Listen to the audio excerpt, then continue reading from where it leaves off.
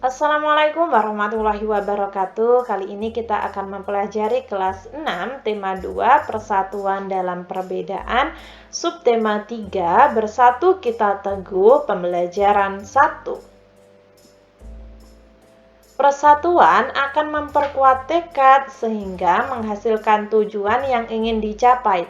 Hari ini kamu akan belajar tentang persatuan yang membuahkan hasil sesuai harapan. Ayo membaca.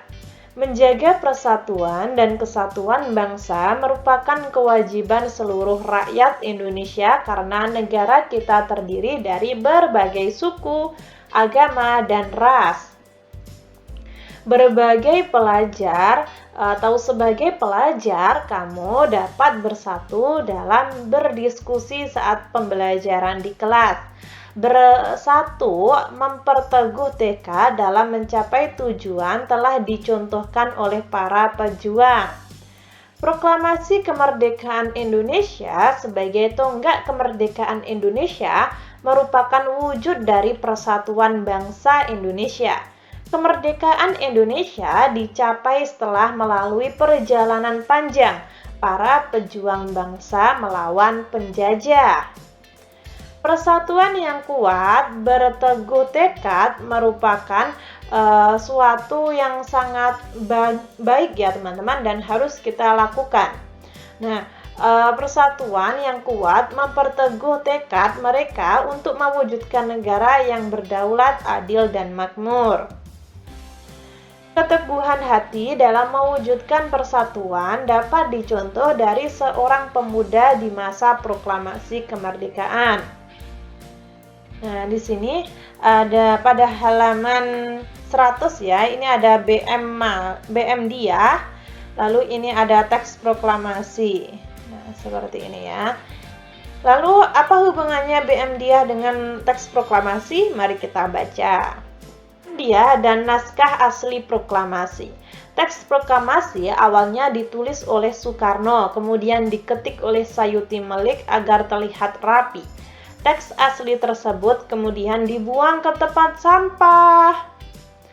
Salah seorang pemuda yang ikut hadir dalam persiapan proklamasi kemerdekaan adalah BM Dia. Ia menilai bahwa teks tersebut memiliki sejarah tinggi. Naskah asli yang disimpan BM Dia selama 46 tahun 9 bulan 19 hari kemudian dikembalikan kepada bangsa Indonesia. Dia membawa naskah asli proklamasi kemerdekaan Republik Indonesia pada Selasa pagi 19 Mei 1992 pukul 10:30 dan menyerahkannya melalui Presiden Soeharto. Naskah itu kemudian disimpan oleh Arsip Nasional atas anjuran Soeharto. Keputusan BM Dia untuk menyimpan naskah asli sangat tepat. Seluruh bangsa Indonesia sampai sekarang dapat menikmati naskah asli proklamasi dan belajar banyak dari kejadian saat itu.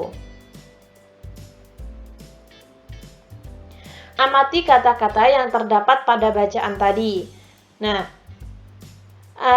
lalu menurut kalian apakah kata-kata tadi termasuk kata-kata baku? Menurut saya iya teman-teman. Kata-kata tadi menurut saya adalah mengandung kata-kata baku semuanya. Karena penulisan dan pengucapan sesuai dengan pedoman EYD. Ini ada pada halaman 101 ya. Kata baku. Nah, kata baku digunakan dalam situasi resmi. Penulisan dan pengucapan sesuai dengan pedoman EYD. Misalnya saja, nasihat yang benar itu nasihat. Apotik yang benar itu apotek. Cuman, nah yang benar itu adalah cuma. Nah, seringkali kita menggunakan kata tidak baku ketika berbicara dengan teman kita ya. Setelah itu kita akan membuat atau mengisi peta pikiran ini dari bacaan BM Dia dan naskah proklamasi yang asli ya. Apa yang terjadi? Yang terjadi adalah naskah asli proklamasi yang dibuang ke tong sampah diambil oleh BM Dia. Mengapa? Karena BM Dia menilai naskah asli proklamasi memiliki sejarah tinggi. Siapa yang mengambil teks proklamasi tersebut? Yaitu adalah BM Dia. Bagaimana? Bagaimana sikap BM Dia setelah mengetahui teks proklamasi dibuang? BM Dia mengambil naskah asli dari tong sampah dan menyimpannya. Kapan hal itu terjadi? Pada tanggal 19 Mei 1992 pukul 10.30 BM Dia mengembalikan teks proklamasi kepada Bapak Soeharto. Di mana, teks asli proklamasi yang diambil dari tong sampah dikembalikan ke Presiden Soeharto dan disimpan oleh Arsip Nasional. Nah, itu ya teman-teman. Ayo mengamati. Hari libur, Dayu dan teman-temannya berjalan mengelilingi perumahan.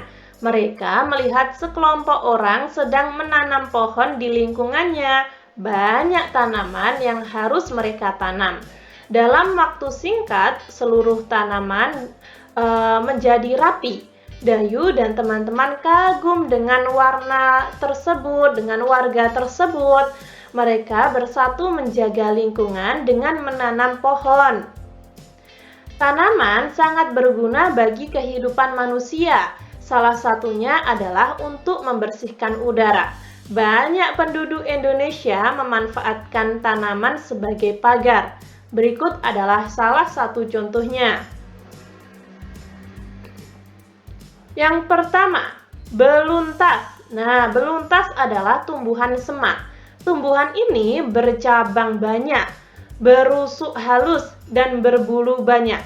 Beluntas dapat tumbuh di daerah kering, tanah keras, dan berbatu. Tingginya bisa mencapai 3 meter. Dengan habitat dan ciri fisiknya tersebut, beluntas banyak dimanfaatkan sebagai tanaman pagar. Banyak rumah-rumah menggunakan beluntas sebagai pagar hidup. Selain tumbuhan, hewan juga berguna bagi kehidupan manusia loh teman-teman. Bacalah teks berikut. Kamu akan mendapat informasi manfaat suatu hewan terkait habitatnya. Di sini ada keong sawah. Keong sawah atau tutut hidup di perairan dangkal yang berdasar lumpur. Keong sawah banyak hidup di sawah, rawa-rawa, pinggir danau, dan pinggir sungai kecil. Keong sawah berguna untuk membersihkan lumut di kolam ikan. Keong membersihkan lumut atau rumput yang biasanya tumbuh mengambang di atas air. Ini ya keong atau biasa disebut tutut. Adakah hewan ini di tempat kalian? Setelah itu ada manfaat hewan bagi manusia dan lingkungan. Hewan itu sangat bermanfaat bagi manusia, teman-teman. Untuk penghasil bahan makan, sandang pangan, bahan kerajinan, pupuk organik, dan tenaga. Tenaga ini misalnya ada kerbau, lalu ada kuda, dan lain sebagainya. Manfaat tumbuhan bagi manusia. Sebagai bahan makan, sandang, obat, bahan baku industri, perwarna alami, dan kualitas air atau menjaga kualitas air. Oleh sebab itu, kita sebagai manusia harus menjaga hewan dan tumbuhan di sekeliling kita. Harus merawatnya dengan bijak ya teman-teman. Sekarang, dalam kelompok, berjalanlah mengelilingi halaman atau lingkungan sekolah. Pilihlah satu jenis tanaman dan hewan. Amati habitatnya, tuliskan manfaat hewan dan tumbuhan tersebut. Misalnya saja ada ayam dan pisang. Ayam itu hidup di dataran lapang yang kering, namun bisa juga di lembab. Manfaatnya sebagai makanan baik daging maupun telurnya. Lalu ada pisang. Pisang itu hidup di kawasan dengan ketinggian 100 meter di atas permukaan laut. Semisal di sekitar rumah saya itu juga bisa ditanami pohon pisang. Manfaat bagi manusia, sumber karbohidrat dan vitamin A bagi manusia. Ini ada pada halaman 105 ya teman-teman. Lalu pada 105 yang paling bawah, diskusilah hasil pengamatanmu dengan temanmu. Apa yang kamu temukan berbeda dengan hasil temanmu? Ya, misalnya saja seperti ini. Ayam dan pisang memiliki habitat dan memiliki manfaat bagi manusia. Nah, ini hanya contoh ya. Kalian bisa ikut dengan saya atau kalian mempunyai pemikiran lain juga tidak apa-apa. Ayo berdiskusi. Setelah proklamasi kemerdekaan, bangsa Indonesia menjadi bangsa yang merdeka. Merdeka dari segala bentuk penjajahan. Setiap warga negara berhak untuk menikmati kemerdekaan tersebut. Namun, kewajiban pula untuk menjaga kemerdekaan. Nah, kita juga mendapat kewajiban untuk menjaga kemerdekaan Indonesia ini, teman-teman. Jadi, mari kita sama-sama jaga kemerdekaan ini. Kemerdekaan yang diraih dapat mewujudkan rakyat yang makmur dan sejahtera. Kenapa? Karena bebas berkarya dan menambah wawasannya. Kita bisa mencari uang, bisa belajar dengan nyaman. Apa pengaruh kemerdekaan bagi petani atau pedagang?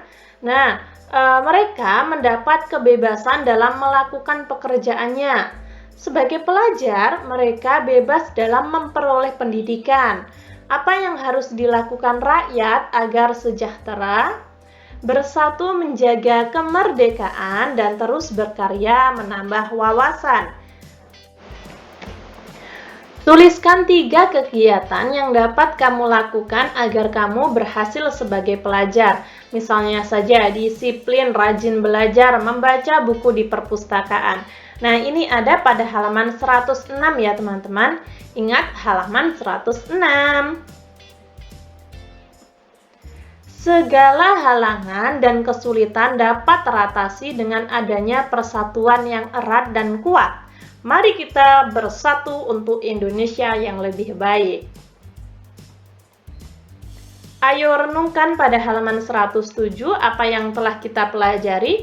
Kita telah mempelajari tanaman yang dibuat pagar, teks proklamasi, dan pengaruh kemerdekaan.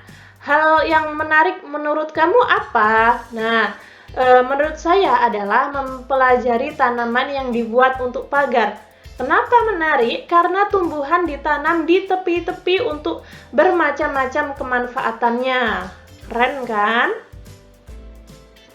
Kurang lebih seperti itu ya teman-teman. Ketika teman-teman ada saran, masih kurang paham, atau mungkin saya salah ketik, salah pengucapan, kalian bisa tulis di komentar agar saya bisa memperbaikinya. Semoga bermanfaat. Wassalamualaikum warahmatullahi wabarakatuh.